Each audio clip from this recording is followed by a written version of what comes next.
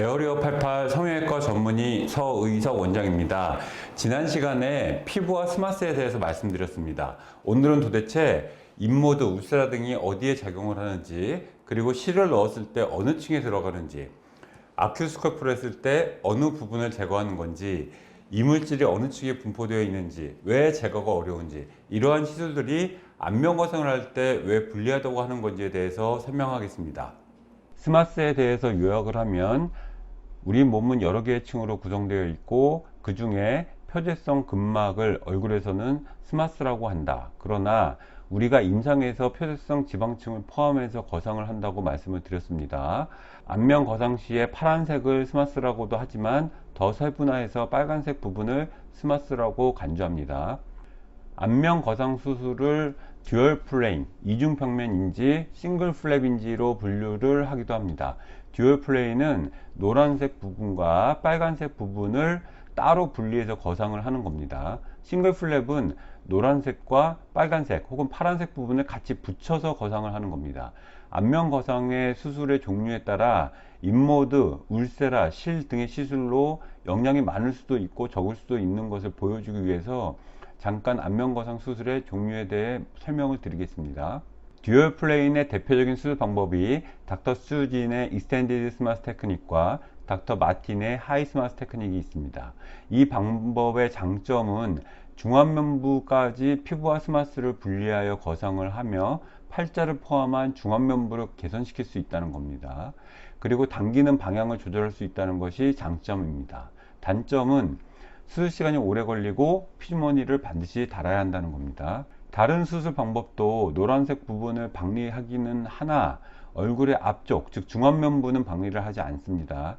그림과 같이 4cm 정도만 피부를 박리하고 거기서 스마스와 같이 거상을 하는 겁니다. 그냥 노란색과 빨간색을 같이 하나로 거상을 하는 겁니다. 여기서 듀얼 플레인인지 아닌지 결정이 되는 겁니다.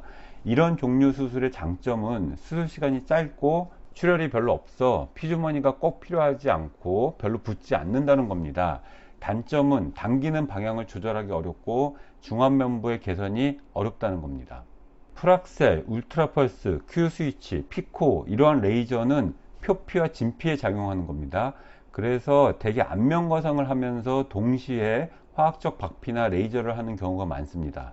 저도 안면 거상 후에 레이저를 거의 다 하는데 수술과 동시에 하지 않는 이유가 안면 거상 후 얼굴 전체를 압박 드레싱을 하기 때문입니다. 하지만 미니 거상 정도나 딥플레인 경우는 압박할 필요가 없는 부분은 동시에 레이저를 시행합니다. 앞으로 피부에 대한 동영상을 계속 만들 텐데 레이저는 나중에 따로 다루도록 하겠습니다. 고주파와 초음파 장비에 대해서 깊이 순서대로 보겠습니다. 먼저 고주파의 대표적인 장비는 써마지, 인모드가 있고 초음파는 울세라, 슈링크 이런 것들입니다. 써마지는 주로 얼굴의 진피층에 작용을 합니다. 60에서 70도씨 정도로 파란색 부분에 작용을 하는 겁니다.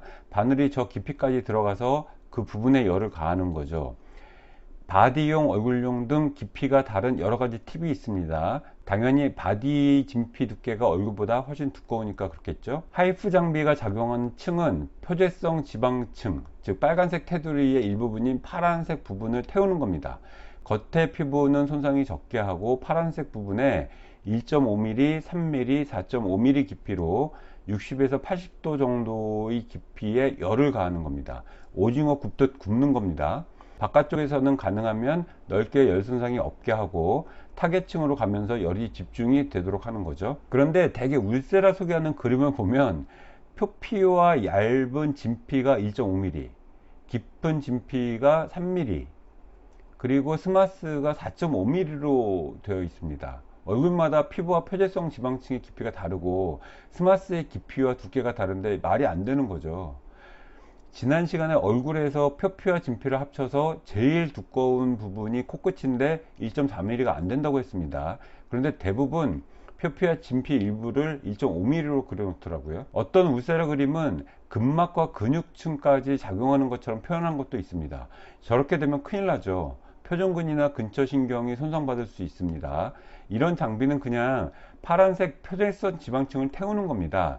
많은 시술자나 환자분들이 저런 그림을 보면서 스마스를 수축시켜서 얼굴을 당긴다고 하니까 그런 데서 좀 현혹되는 거죠. 그럴듯한 그림에 속고 있는 겁니다. 인모드는 고주파 장비인데 써마지와 울세라를 합친 거라고 보면 됩니다. 진피층과 표재성 지방에 열을 가하는 건데 보통 고주파가 60도 정도인데 42에서 43도 정도로 온도가 좀 낮죠. 왜냐하면 잘못하면 피부에 화상을 입게 되니까 그렇죠. 그래서 인모드는 회복이 좀 빠른 거죠. 아큐슬커프는 표재성 지방을 태우는 겁니다. 노란색 밑으로 내려가면 안 됩니다. 그래서 얼굴에 이물질 제거를 하거나 지방 흡입을 하는 경우는 빨간색 스마스가 얇아지게 되는 겁니다. 이런 걸 이해하면서 보면 온라인에 돌아다니는 그럴듯한 그림들이 얼마나 말이 안 되는지 알 수 있을 겁니다. 대표적인 예가 불독살, 뺨에 볼록하게 처진 부분을 해결하기 위해서 시술을 하는 경우입니다. 닥터 맨델슨의 그림인데 이 그림에 오류가 있지만 이해하기 쉬움으로 그냥 사용하겠습니다. 지금 저 심부볼 지방은 앞에 언급한 시술로는 없앨 수가 없습니다. 저 심부볼 지방은 오른쪽에 빨간색 층에 있는 지방이라서 저걸 없애기 위해 울세라 등을 하거나 지방 흡입을 밖에서 하는 경우는 저 지방을 없애는 게 아니고 파란색 부분을 태우는 겁니다. 그래서 울세라 등을 잘못 사용하면 볼이 꺼지거나 이런 문제가 생기는 거죠. 그리고 스마스 층은 얇아지고. 이제 실을 보겠습니다. 실은 얕은 층에 넣는 것과 깊은 층에 넣는 것 이렇게 두 개로 나누면 됩니다. 진피를 포함하여 표재성 지방층 얕은 부분에 넣는 것은 울트라 V리프트, 매선 이런 것들이 있습니다. 얼굴에 수백에서 1000개씩 넣습니다. 한의사들도 많이 사용합니다. 문제는 저 실들이 콜라겐을 형성한다는 건데 말이 좋아 콜라겐인지 그게 다 흉터입니다. 흉터 조직을 현미경으로 보면 덴스 콜라겐입니다. 저 층에 흉터가 많게 되면 유착이 심하고 듀얼 플레인 같은 안면 거상을 할 때 피도 많이 나고 수술 시간도 오래 걸립니다. 그 외에 민트, 실루엣, 오메가 등등의 실들은 대개 보라색 층에 들어가게 됩니다. 이런 것들은 요즘 거의 녹는 실을 사용을 하는데 잘 사용하는 경우는 5번, 6번 했더라도 안면 거상 수술하는데 큰 지장은 없습니다. 다만 저 신경이 많이 지나가는 저런 데인저러스 존이나 혹은 우측의 빨간색 부분처럼 표정근에 잘못 들어가서 유착이 생기면 부작용이 나타나는 경우가 많고 안면 거상할 때 수술이 더 어렵고 오래 걸립니다. 이제 여러 가지 시술들이 안면 거상을 할 때 어떤 영향을 주는지 이해를 하셨을 겁니다.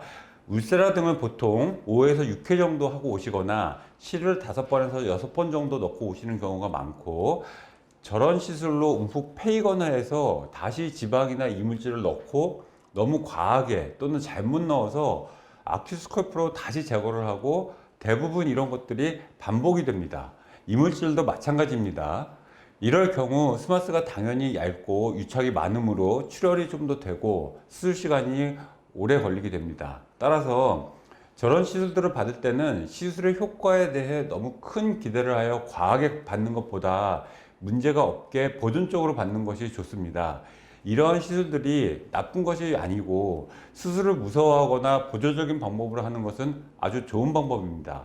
무조건 이런 것을 부정적으로 볼 필요도 없습니다.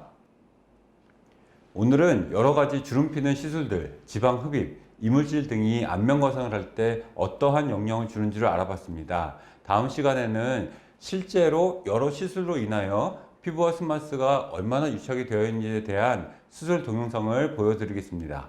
감사합니다.